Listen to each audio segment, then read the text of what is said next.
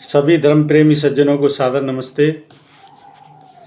साथियों, बहुत बहुत स्वागत है आपका मेरे इस YouTube चैनल पर, इस स्वाध्याय सत्संग रूपी आध्यात्मिक चर्चा में। संतों की वाणी पर बात कर रहे हैं और संतों की वाणी की श्रृंखला को आगे बढ़ाते हुए आज वाणी लेते हैं वाणी गुरु तेग बहादुर जी। क्या कहते हैं तेग बहादुर जी? बिरथा कौन सेव मन की, बिरथा कौन सेव मन की, मैं इस मन की वृथा को किससे कहूं। अच्छा, भक्त जो है ना, जो भी याचना करता है वो करता परमात्मा से, और ऐसे क्षण आते हैं जीवन में, तो वो परमात्मा से कह रहे हैं तेग बहादुर जी के वृथा कौन कहूं मन की, किससे मैं अपने मन की वृथा को कहूं हे प्रभु। लोभ ग्रस्यो दसहूं दिस, धावत आशा लग्यो धन की। लोभ ग्रस्यो दसहूं दिस, दसों दिशाओं से लोभ ने घेर रखा है। वैसे तो मुख्य रूप से 4 दिशाएं होती हैं, पूर्व पश्चिम उत्तर दक्षिण, और ऊपर नीचे ये 6, लेकिन इनके मध्य की भी जो है ना स्थिति ली गई है, इसलिए 10 दिशाओं का वर्णन इसमें दिया है। तो लोभ ग्रस्यो दसहूं दिस धावत, दसों दिशाओं से लोभ वृत्ति घेर रही है। और लोभ वृत्ति क्या है? लोभ वृत्ति बहुत ही खतरनाक है। सबसे बांधने का मुख्य कारण ये लोभ वृत्ति होती है। कोई चीज जो है ना, संतान से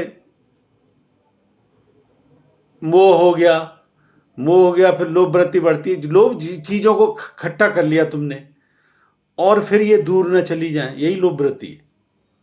किसी भी चीज से हो सकता है लोभ। जो भी डिजायर पूरी करी, उसके बाद चीजें हो गई, फिर उनके जो है ना दूर जाने का भय, कोई ले न ले, छीन न ले, भय युक्त रहता है सदा व्यक्ति। लोभी व्यक्ति सदा भय से युक्त मिलेगा। जिसने भी मैं रूपी अहंकार से चीजों को कलेक्ट किया है, भोगने की दृष्टि से चीजों को कलेक्ट किया है, ये लोग सदा भयभीत रहते हैं। उसको खोने का सदा भय रहता है। यही लोभ है। लोभ वृत्ति के कारण समझ लो भय उत्पन्न होता है। भय की सबसे बड़ी इकाई लोभ है। तो लोभ ग्रसो दसहूं, हर दिशा से घेरती है। फिर ये तरह तरह के विचार मन में उठते हैं कि ये चीज मेरी इधर से न खो जाए, वो नुकसान न कर दे, ये न हो जाए। सब तरीके से दुविधाओं युक्त दसों दिशाएं में बता तो दिया, अब इससे ज्यादा कहीं, यानी चारों तरफ से, हर तरफ से, जिधर भी आप सोच सकते हो। एंगुलर डायरेक्शंस भी दे दी इसमें, कोणीय दिशाओं से भी आपको दुविधा में रहता है ऐसा व्यक्ति, लोभी व्यक्ति हमेशा, कि हर समय उसको भय स्थिति रहती है चीजों को खोने की। इससे बड़ी मूढ़ता का जीवन कोई हो नहीं सकता। लोभी व्यक्ति का जीवन सबसे अधिक मूढ़ता का जीवन होता है। लोभ ग्रस्यो दसहूं दिस, धावत आशा लग्यो धन की, और धन की हर तरफ आशा फिर भी लगाए रहता है, ये खो न जाए, और इधर उधर से दूसरी आशाएं। लोभ वृत्ति ही ऐसी है। बंधने का कारण एक तो बांध दिया, और ऊपर से और बंधन को बढ़ाने का कारण, इसको कहते हैं आशा धन की। करे जाओ इच्छा, एक चीज कर ली फिर करे जाओ इच्छा, तो सब व्यर्थ का जीवन हो जाता है ऐसे व्यक्ति का। हर समय भययुक्त कोई जीवन होता है। सुख के हेत बहुत दुख पावत, सेव करत जन जन की। और सोचा था इसे सुख मिल जाएगा, सुख के हेत बहुत दुख पावत। और ऐसा भी नहीं है, ये लोभ वृत्ति जो है ना इतनी आसानी से मिल जाती है। ये चीजों को भी कलेक्ट करने में कितनी परेशानियों से गुजरता है व्यक्ति, इतनी परेशानियों से गुजरता है कि जो है ना अंत में निष्कर्ष तो ऐसे व्यक्तियों को यही पता लगता है कि जीवन तो व्यर्थ कर दिया सारी ऐसी चीजों में उलझे रहने पे।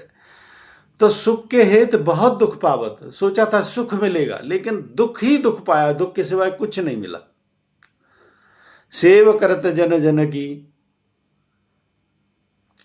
और सेव करत जन जन की का इसका तात्पर्य यही समझ सकते हैं इससे आकांक्षा करी, उससे आकांक्षा करी, इससे आकांक्षा करी, सेव करते जन जन की। कि आपस में स्वार्थी लोगों का भी संबंध होता है ना, इसी को समझे तात्पर्य सेव करते जन जन की। तू मेरा स्वार्थ सिद्ध करे, मैं तेरा स्वार्थ सिद्ध करूंगा। और स्वार्थ सिद्धि में बाधा आती तो एक दूसरे से फिर कोई बात नहीं, चीत नहीं, कुछ नहीं। और वो सब दुख के कारण होते हैं कि इसने मेरा ऐसा कर दिया, मैंने इससे उम्मीद की, मैंने इसके साथ ये किया और इसने मेरे साथ मेरा इतना भी काम नहीं किया। कितने आपको उदाहरण ऐसे सुनते मिल जाएंगे। मैं बिल्कुल प्रैक्टिकल बात करता हूं। तो इसी को कहते हैं एक दूसरे का सामंजस्य नहीं बना। सामंजस्य बनाने के चक्कर में, चीजों को अर्जित करने में तमाम दुख जीवन के झेले और अंततोगत्वा कुछ नहीं मिला। ऐसे लोगों के सिवाय दुख के सागर के और कुछ नहीं होता। ऐसे लोगों के पास जीवन के मूल्य जिसने खो दिए, जिनके मूल्यों को ही नहीं जाना, उस व्यक्ति के पास दुखों के सिवा और हो क्या सकता है। द्वारे स्वान ज्यों डोलत नए सुध राम भजन की। द्वारे द्वार स्वान ज्यों डोलत नए सुध राम भजन की। अब द्वारे इसमें उदाहरण दिया हुआ है, जैसे जो है ना कुत्ता घूमता है द्वार द्वार रोटी के टुकड़े की तलाश में। द्वारे स्वान ज्यों डोलत नए सुध राम भजन की। और भगवान राम के भजन की, प्रभु के भजन की कोई सुध नहीं लेता। इसकी तुलना इसी से समझें। आदमी की आकांक्षाएं कभी पूरी नहीं होती, इच्छाएं कभी पूर्ति नहीं होती। मन की जितनी भी इच्छा है ये कभी पूरी होती नहीं, कभी संतुष्ट होता ही नहीं। यानी द्वारे द्वारे भटकने का यही मतलब है। आपने देखा होगा लोगों के पास सब कुछ है, लेकिन फिर भी तितिक्षा ये भी खाई जा रही है, वो भी खाई जा रही है, तृष्णा ये भी खाई जा रही है, वो भी खाई जा रही है। इसको कहते हैं द्वारे द्वारे भटकना। एक से दूसरी तरफ भाग रहे हैं, दूसरी से तीसरी तरफ भाग रहे हैं, तीसरी से चौथी तरफ भाग रहे हैं। और भागते भागते ही जो है ना ऐसे लोगों का जीवन गुजर जाता है और अंततोगत्वा कुछ नहीं मिलता। क्यों नहीं मिलता? कि प्रभु का स्मरण ही नहीं किया। कभी जो काम करना चाहिए था, मैं कहता हूँ जिस काम को प्रायोरिटी देनी चाहिए थी उसको प्रायोरिटी दी नहीं। जिसके पीछे भागते रहे उनमें कुछ है नहीं, क्योंकि अंत में वो दुखता ही साबित होती हैं। द्वारे द्वारे स्वान ज्यों डोलत नहीं सुध राम भजन की। प्रभु का नाम लिया नहीं, इधर उधर द्वार द्वार भागने में जीवन व्यतीत कर दिया। मानस जन्म अकारथ खोवत लाजन लोक हसन की। और मनुष्य जन्म को ऐसे ही खो देते हैं ऐसे लोग, लोक न लाज हसन की। और न लोक न लाज की कोई परवाह नहीं। लोक लाज की परवाह कैसे होगी? मैं बताता रहा हूं। उदाहरण में जितने लोगों का आप नाम देख लो। अब ये संतों की वाणी पे हम बात कर रहे हैं, इनके ऊपर भी जो है ना विपत्ति आई, सब आई, लेकिन आज इनको याद कर पा रहे हैं सिर्फ इस वजह से कि अंततोगत्वा इनका परिणाम कितना अच्छा था। तो जो लोक लाज में ऐसे ही उलझे रहते हैं, इन्हीं बंधनों में उलझे रहते हैं और उस कार्य को नहीं करते जो करना चाहिए। मानस जन्म अकारथ खोजत, यानी मनुष्य जन्म ऐसे ही खोज दिया, कारणों में खो दिया मनुष्य जीवन। जिन कारणों में नहीं खोना चाहिए था उनमें खो दिया जीवन को। लोक न लाज हसन की। और इसकी परवाह करे, उसकी परवाह करे, इन्हीं चीजों में। इसको ऐसे भी ले सकते हैं कि ऐसे व्यक्ति जो सच्चाई के मार्ग पर, अच्छाई के मार्ग पर, ईश्वर के मार्ग पर नहीं चलते, वो निंदनीय लोग होते हैं। ऐसे लोगों के लोक लाज नहीं होती बिल्कुल, वो निंदनीय लोग होते हैं। जो इस मार्ग पर नहीं चलते, प्रभु के मार्ग पर नहीं चलते, अच्छाई के मार्ग पर नहीं चलते, धर्म के मार्ग पर नहीं चलते, विद्या के मार्ग पर नहीं चलते, सत्य के मार्ग पर नहीं चलते, ऐसे लोग सदा निंदनीय होते हैं। चाहे बाहुबल और धन बल और ऐसी प्रतिष्ठाओं के कारण हो सकता है अपना दबा दबा कुछ समय के लिए बना लें, लेकिन सदा ऐसे लोग निंदनीय होते हैं। इसीलिए आज देख लो, रावण हो गया, कंस हो गया, ये जितनी भी असुर हैं, इनकी निंदा ही होती है सदा, और सत्पुरुषों की सदा बड़ाई होती है और जग में उनका नाम होता है, उनसे प्रेरणा लेके उनका स्मरण किया जाता है। और आगे क्या कहते हैं? नानक हर जस क्यों नहीं गावत कुमत विनाशे तन की। और नानक जी कहते हैं हर जस क्यों नहीं गावत, क्यों ईश्वर का भजन नहीं किया, क्यों हरि का भजन नहीं किया? कुमत विनाश है तन की, और विनाशकारी बुद्धि को लेकर ही सदा जीवन को गवा दिया। नानक हरि जसु क्यों नहीं गावत, उस प्रभु का स्मरण क्यों नहीं करते हो? ये नानक देव कहते हैं, गुरु नानक देव कहते हैं कि उस परमात्मा का स्मरण क्यों नहीं करते हो? अरे सबसे बड़ी प्राथमिकता है वो। तो नानक हरि जसु क्यों नहीं गावत, उस प्रभु का भजन क्यों नहीं गाते हो? हरि का स्मरण क्यों नहीं करते हो? परमात्मा का स्मरण क्यों नहीं करते हो?